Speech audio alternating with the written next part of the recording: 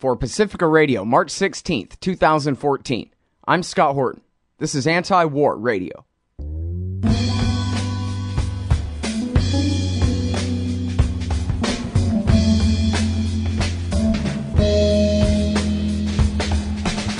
All right, y'all, welcome to the show. It is Anti-War Radio. I'm your host, Scott Horton, here every Sunday morning from 8:30 to 9 on KPFK 90.7 FM in L.A. My own website is scotthorton.org, where you can find my full interview archive, more than 3,000 of them now, from this and my other radio shows, going back to 2003. That's scotthorton.org. And also you can follow me on Facebook, Twitter, and YouTube at /Scott Horton Show. Today's interview will be with Gareth Porter the Great, independent historian and journalist for Interpress Service. That's ipsnews.net. And his brand new book is called Manufactured Crisis, The Untold Story of the Iran Nuclear Scare. And when I tell you that I've done 3,000 interviews before and that they're all at scotthorton.org, that's no lie, and more than 150 of them are with Gareth Porter. He is my all-time favorite, the very best reporter that we have here in American society for debunking the very worst and the very most important lies of the American War Party. Manufactured Crisis, The Untold Story of the Iran Nuclear Scare. This is what the American people need to know, and this interview will be the first in a series that I will carry on through the rest of the week to cover every bit of what's in here to the best of my ability. Welcome back to the show. Gareth, how are you doing? I'm fine. Thanks so much for having me on again, Scott. Well, it's great to have you here, and this is why I do this show, is so I can interview you about Iran's nuclear program. That's the bottom line here. The rest is just window dressing, and here it is. You've done it again. I got to tell you what, I mean, it's not like I was expecting anything less, but it's just great. Manufactured Crisis by Gareth Porter. And so you say at the beginning, the bottom line here is, as we all know, that there never really was a nuclear weapons program in Iran. This whole crisis is manufactured, a trumped-up scare, as you call it in the introduction, to build pressure in the United Nations and, I guess, on the National Security Council for some kind of action, one way or the other, either UN sanctions or maybe even eventual American war, to abolish for all time Iran's nuclear program at all, even though it's been recognized by the American government that they do not have a weapons program. They never really did have a weapons program. They refuse to allow Iran civilian technology, up until this point anyway. They have refused to allow them nuclear technology, or refused to accept the fact that Iran already has civilian nuclear technology. But why, Gareth? Well, you've posed, of course, the fundamental question that I think everyone needs to understand, the motivation and the dynamic of the U.S. policy toward the Iranian nuclear program. It is certainly not an easy question to unravel. And the reason is that there are different elements of this at different times in the history, the development of the U.S. policy toward the Iranian nuclear program. And in the book, in the very beginning of the book, I go back to the dawn, if you will, of the program under the Islamic Republic of Iran, which, of course, they inherited from the Shah's regime, and show that in the beginning, the new government was not at all enthusiastic about a nuclear program. In fact, they were ready to basically all but eliminate it. And then, after a couple of years where there were some cold winters and energy shortages, the leadership of the new government essentially decided, well, maybe they did need a nuclear program of some sort. They couldn't afford to simply eliminate the possibility of having nuclear power for electricity. Mm-hmm. And but what they had in mind was a very, very modest version of what the Shah had originally planned. And the key point about that new conception of the nuclear program in Iran was that they had no intention of having their own capability to enrich uranium. They were going to use a French company to do so. And as I document in the book, what that meant was that they were not going to be in a position to simply act unilaterally to generate the necessary uranium that would be required for a nuclear weapon. That was simply not at all part of their thinking. And what actually changed the policy on the part of the Iranian government toward the idea of enriching uranium was that the United States stepped in the very first years of that program. It was 1983, in fact, when this first began to develop in terms of U.S. policy. The Reagan administration stepped in and made it clear that it did not want either the French government or the German government, which was pledged at that point to help Iran rehabilitate its one nuclear power plant and put it online, or the International Atomic Energy Agency to help Iran in any way, shape, or form that would give them any expertise, really, to carry on a nuclear program. And therefore, the Iranian leadership was essentially confronted with a choice. Either we bow down to the United States and say, okay, we won't have a nuclear program, or we go out to the black market and sort of defy U.S. policy of getting its allies and the IAEA to sort of forbid it from having the ability to even have nuclear power plant work, and get their own capability for enriching uranium. And of course, they decided, because Iran is a very proud government and a proud people, they decided that they would have their own national capability, and they did, in fact, go to the black market, which put them in touch with the AQ Khan network to get the basic technology to enrich uranium, that is, centrifuges. Right. So it's just the typical short-term thinking of the American and, for that matter, the Israeli government when it comes to these issues, just like when Israel bombed the Osirak reactor in Iraq in 1981, they just drove Saddam Hussein's nuclear program underground. It was an IAEA inspected and safeguarded reactor back when they blew it up, and then by the time of the first Gulf War, not that he was very far along, but he actually really was trying to make a nuclear weapon in secret. It's a very good analogy. In fact, I agree entirely that what this signifies is an entirely impractical, emotional, irrational approach on the part of the United States to the question of an Iranian nuclear program. I mean, had they sat down with the Iranians, talked it through, communicated with them, forget about sitting down with them, communicating with them, saying, we simply want to be sure that you have no intention of having a nuclear weapon, and, we'd like to talk about how we can guarantee that. The Iranians, of course, would have been perfectly willing to accommodate the United States in regard to those concerns. It was already part of the IAEA. It was in good standing in terms of its safeguards agreement with the IAEA. It had every intention of remaining so. But what the United States did was to act like a hegemonic power and try to force the Iranians to come to heel. And, of course, the Iranians are very bad about coming to heel, right. And that caused them to do the opposite of what the United States wanted. And it really did no good whatsoever for the United States, and it was not based, in fact, as I document in the book, quite explicitly, the State Department admitted that they had absolutely no reason to believe that Iran had any intention of having nuclear weapons at that point. I mean, there was no evidence of it. They admitted that. So this was simply an anti-Iran gesture by the United States at a time when the U.S. was supporting Iraq in its war against Iran, and generally, was still waiting for the possibility for the idea of regime change to get back to where we were under the Shah. Right. But they were, quite astonishingly to me, they were quite honest about the fact that they did not have any reason to believe that Iran was going after nuclear weapons at that point. So they were admitting quite explicitly that the U.S. policy was simply based on the idea that we did not want Iran to have any nuclear program.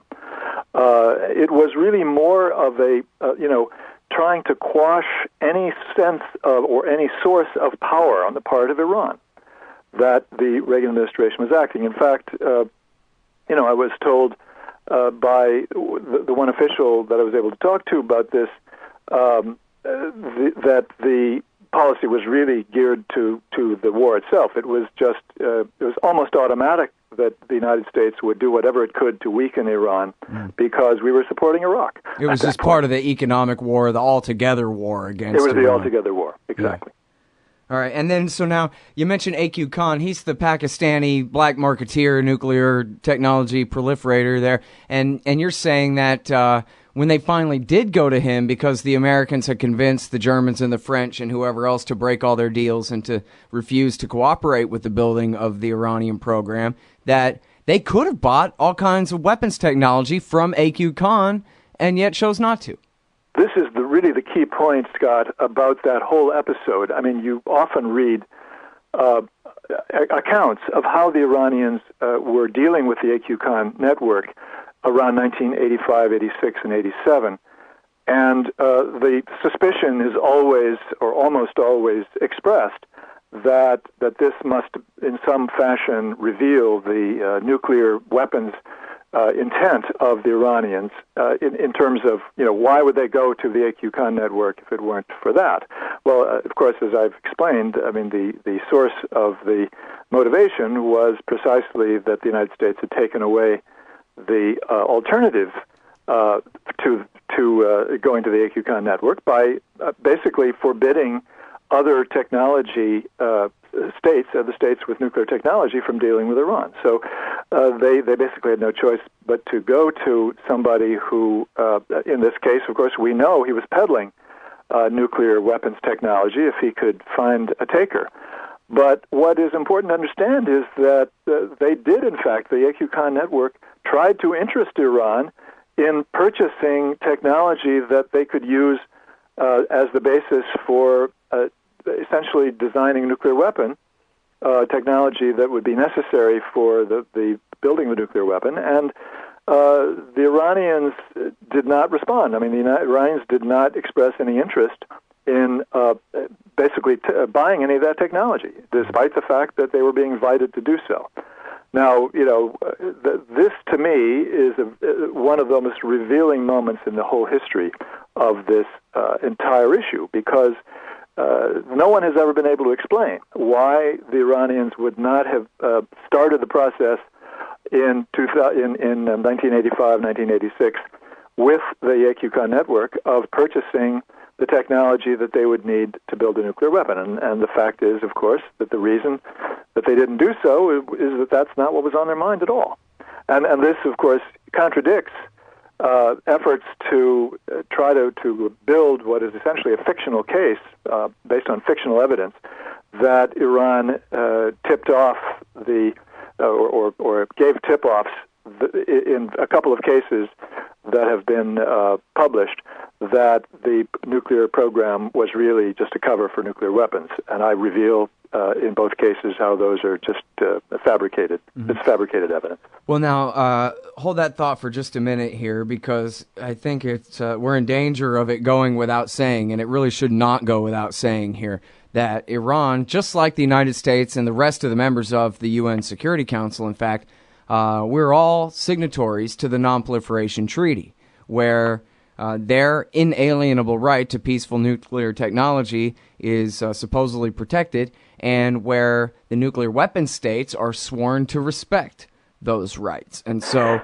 when you're talking about, America going by hook or crook to keep any of our other allies from, like the French or the Germans or anyone else working with the Iranians on their nuclear program, we're literally violating their rights under the international law that our side and their side voluntarily signed up to there. And in that sense, driving them underground and risking anyway that they would go ahead and get weapons technology from the likes of AQ Khan, whereas you're explaining back when they started out just 5 years before they went to AQ Khan, they wanted to buy all their uranium from the French. They didn't even have a need or want to master the fuel cycle and enrich uranium on Iranian soil in the first place.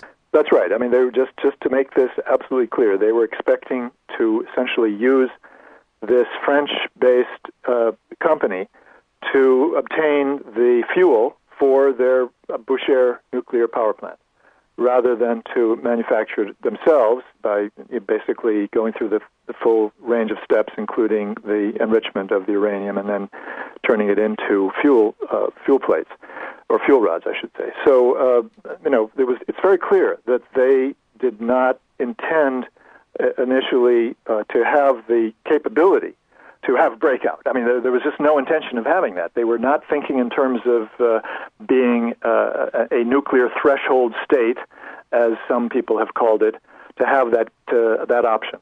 It was simply not there, not their intention. You even quote in the book the hawk from the New York Times. David Sanger even admits that the U.S. gave them really no choice but to go underground for their nuclear program, and that it does not necessarily imply, even to David Sanger, that they were pursuing weapons technology. Yes, and it's astonishing. It's an astonishing quote as far as I'm concerned. I agree. It's just an amazing quote. And now, so what about this? Nuh-uh, Gareth, because they got busted, caught, red-handed. They had a secret program, not just they bought some technology on the black market, but they were developing enrichment technology in violation of their safeguards agreement with the IAEA under the Non-Proliferation Treaty for 18 years. I read it in an article by David Sanger in the New York Times. Well, this, of course, is the next major phase of the false narrative, what I call the false narrative surrounding the Iran nuclear issue, which is, as you've stated it, that Iran was indeed enriching uranium, had an enrichment uranium program going for 18 years.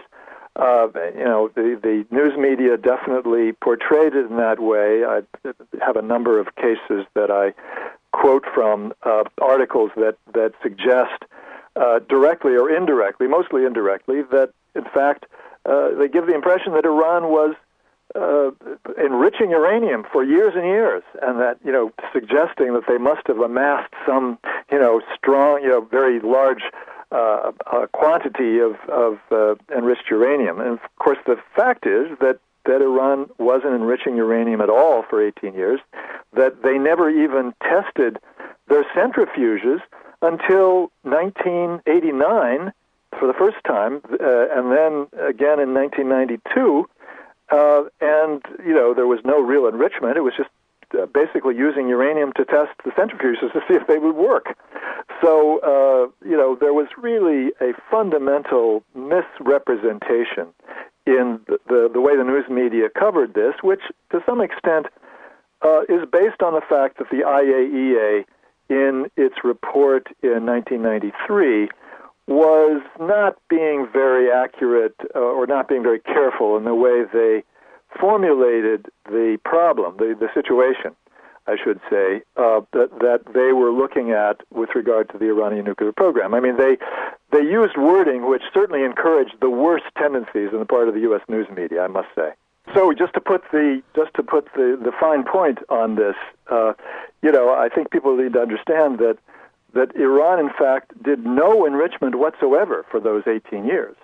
There was no quantity of uranium that was enriched by this, and that is not the way it was covered by the U.S. And international news media. And I think that is part of the reason that there is such a strong bias in the way the news media and political elites in this country and in Europe as well still view the entire Iran nuclear issue. Right. Now, but also, by the way, I mean, Scott, I should just make it clear as well that what the news media and, of course, the Bush administration, as well as the IAEA, were charging here, to be explicit about it, was that the problem is Iran didn't report these things that they were doing. They didn't report the fact that they'd gone to get the enrichment technology, that they'd gotten centrifuges to the IAEA. They didn't report the fact that they had, used uranium to test their centrifuges. Well, of course, they were not actually obliged to report to the IAEA that they were purchasing centrifuges. That is not part of their obligation under the Safeguards Agreement or the NPT. they were obliged to report the use of uranium, and they didn't do that. And as I explain in the book, the real reason for this, which has never actually, I've never seen anyone else discuss this, but it's very clear if you look precisely at what it is that they were using, where they got the uranium. They got the uranium from China that they were using for these experiments. And the Chinese were under very strong pressure from the United States not to do anything at all to help Iran on their nuclear program. And so the Chinese never owned up to the fact that they sold the uranium to Iran because they were eager to get various benefits from trade and nuclear collaboration with the United States. And the United States simply would have refused to do that had the Chinese been honest about it. So they could not reveal the experiments that they did to the IAEA without essentially blowing their entire cooperative relationship with China, which was the main source that they had for technology cooperation on their nuclear program. Right. But still, otherwise, though, there is no mystery, right? There is no, it's not like that uranium is unaccounted for. We're talking about bench-level experiments just to see if it works, that kind of Well, that's right. And just to again, put a fine point on it, the fact is that they did not do anything that would be illegal under the NPT or under their safeguards agreement. Mm-hmm. Nothing that they did had anything to do with the nuclear weapons program. There was no finding by the IAEA at any time that any of those activities were part of a nuclear weapons program, were necessary for a nuclear weapons program, or anything of the sort. Right. So it was simply the fact that they didn't report it. And as I say, there was a good reason for that, a reason which is understandable, is what I'm trying to say. Right. Okay, now, another parallel with Iraq here, Gareth, is the story of Hussein Kamel in Iraq, Saddam Hussein's son-in-law who defected to Jordan in the mid-1990s and spilled his whole guts to CNN and the CIA and the IAEA and everybody else about how he had overseen the destruction of all the last of Saddam's chemical weapons, that kind of thing. Well, apparently the Iranians had a defector along those same lines who left Iran, came to the United States, and told the CIA everything he knew. When was that, and what did he know? Well, this is the person who, the Iranian in the Atomic Energy Organization of Iran, who was responsible for the whole centrifuge program.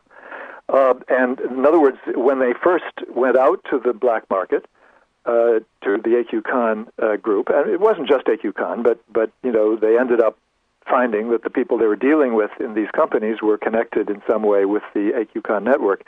And so the person who was in charge of the purchasing of technology for the centrifuges was the person who ultimately got into trouble with the Iranian government because of the fact that basically he was built by the AQ Khan network. The people who sold him the centrifuge parts and designs basically gave him stuff that was inferior and didn't work very well. And the Iranians had a terrible time getting the centrifuges essentially to work for years and years. And so he basically lost his job because of the bad deal that he'd gotten with the centrifuges.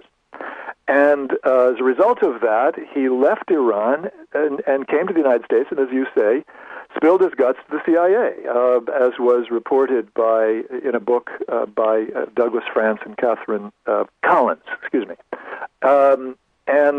so they, in fact, did know pretty much everything by 1992, when apparently he began talking to the CIA. They knew everything there was to know, at least about the centrifuge program. There was no mystery about that whatsoever. Mm-hmm. And so, really, they were just pretending to be shocked and knew they were lying, basically, by emphasizing that supposed 18 years where all of fill in the blank with your imagination had been going on. Yeah, I mean, there was a lot of sort of stage-managed shock and, making it look like everyone was taken by surprise by the revelation, in 2002 and 2003 about the Iranian nuclear program, when the fact is that 90%, 95% of what we were to know later on about the Iranian nuclear program in terms of their centrifuge program was already known by Western intelligence and indeed by the IAEA. Right. Well, and you talk about I guess it's in Chapter 2, about how all the non-aligned movement and everybody else in the world, when the Iranians said, listen, we had to go to the black market because the Americans were completely banning us from the open market for nuclear technology, everybody else on Earth took their word for that, believed them, thought that was a perfectly plausible explanation. It was only the Americans who were at least, pretending or maybe really refused to believe that was true. But I actually was reminded my friend Gordon Prather used to make nuclear weapons for the U.S. government, was the chief scientist of the Army and worked at Sandia and Lawrence Livermore Laboratories and all that, making H-bombs. And I remember him laughing. I actually could hear him laughing in my ear as I was reading your book there about how, of course, it was the American policy that drove them underground. When the Chinese are trying to sell them a turnkey, ready-to-go light water reactor, and we're doing everything we can to twist the Chinese arms and prevent them from doing so. And now you're surprised that he went to AQ Khan and bought some junk from a Pakistani garage sale? What else are they supposed to do? It was obvious to everyone in the world who was watching it back in the 1990s what was going on as it was happening. Yeah, and I just wanted to add one more very quick point along the same lines, which is this wonderful quote that I've discovered by Robert M. Gates around 1991, if I remember correctly, testifying before Congress. He made the statement quite astonishingly to me, quite honestly, in a sense, that, they were aware that the policy that they were following of essentially forcing developing countries to forego nuclear technology was one that would impair their ability to develop in terms of science and technology. In other words, it was clear to them that what they were doing was interfering with a fundamental development decision on the part of Iran and other countries. And we'll have to stop there. This has been part 1 of our interview with Gareth Porter the Great, author of the brand new book, Manufactured Crisis, The Untold Story of the Iran Nuclear Scare. And I'll be interviewing Gareth all week, this coming week, on my other radio show, all about the rest of the book as well. We're going to continue going on in depth here, but that's it for today. Thank you, everybody, so much for listening. Thank you, Gareth, for your time on the show. Thanks again very much, Scott. And that's been Anti-War Radio for this morning. We're back here next Sunday from 8:30 to 9 on KPFK 90.7 FM in LA. You can find my full interview archive at scotthorton.org. See you next week.